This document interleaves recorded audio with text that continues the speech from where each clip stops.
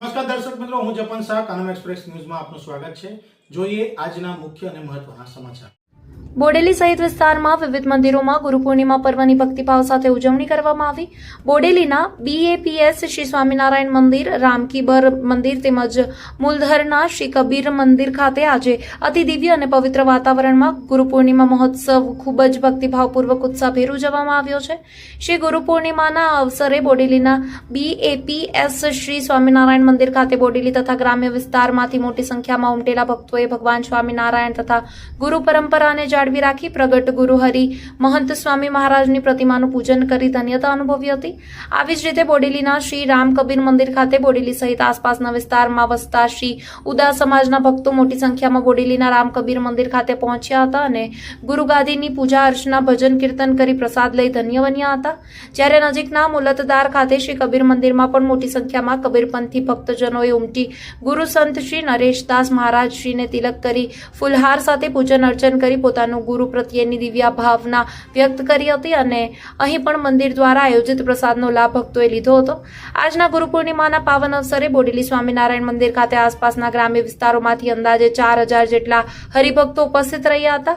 આ પ્રસંગે અટલાદારના મંદિરના વિદ્વાન સંત પૂજ્ય વિવેકનિષ્ઠ સ્વામીનું વિશેષ પ્રવચન યોજાયું હતું। તેમણે માનવ જીવનમાં ગુરુના સર્વોચ્ચ મહત્વ અને માર્ગદર્શન પર વિશેષ પ્રકાશ પાડ્યો હતો। બોડેલી સ્વામિનારાયણના મંદિરના કોઠારી સ્વામી પૂજ્ય વેદ પ્રિય સ્વામીએ ઉપસ્થિત હરિભક્તોને સંબોધતા જણાવ્યું હતું કે આજના પવિત્ર દિવસે હરિભક્તોએ ગુરુ પૂજન કરીને પોતાનું ગુરુ પ્રત્યેનું ઋણ અદા કર્યું છે।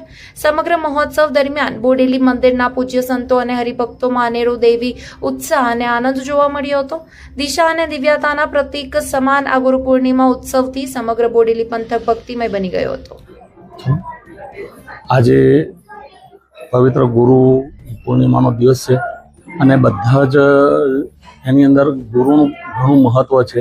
દરેક ગુરુ પૂર્ણિમાના અવસરે દરેક વ્યક્તિઓ જે છે એ ગુરુના દર્શન માટે જતી હોય છે। અમારા BAPS સંસ્થાની અંદર જે છે એ ગુરુનું એવું અનેરું મહત્વ છે અને આજે અમે બધા જ બોડેલી મંદિરની અંદર દર્શન કરવા માટે અને સત્સંગ સભાનો લાભ લેવા માટે, સંતોના દર્શન કરવા માટે પધાર્યા છે અને બધા જે છે કૃતાર્થ થયા છે, ધન્યતા અનુભવી છે। સુરેશભાઈ પરસોત્તમભાઈ બારિયા, ચારોલા સત્સંગ મંડળ। રોલ શ્રી સ્વામિનારાયણ ભગવાનની જય। ભારતીય સનાતન પરંપરાની અંદર આજનો ઉત્સવ ખૂબ જ પવિત્ર ગણવામાં આવે છે। આજે ગુરુ પૂર્ણિમાનો દિવસ ભારતીય સનાતન સંસ્કૃતિના આદિ ગુરુ એવા ભગવાન વેદવ્યાસજીનો આજે જન્મદિવસ। જે વેદવ્યાસજીએ ભારતીય પરંપરાની અંદર ખૂબ જ શાસ્ત્રોનું યોગદાન આપ્યું છે।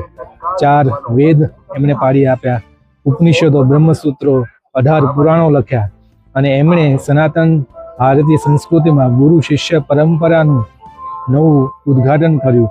તો એમના માનની અંદર આજે ગુરુ પૂર્ણિમાનો ઉત્સવ ખૂબ જ ભારત વર્ષની અંદર ધામધૂમથી ઉજવવામાં આવે છે। આજે અહીંયા આગળ BAPS બોડેલી મંદિરની અંદર પણ આ ગુરુ પૂર્ણિમાનો ઉત્સવ ખૂબ જ ધામધૂમથી ઉજવાયો, જેમાં આસપાસના ખૂબ જ મોટી સંખ્યામાં ભાવિક ભક્તોએ લાભ લીધો।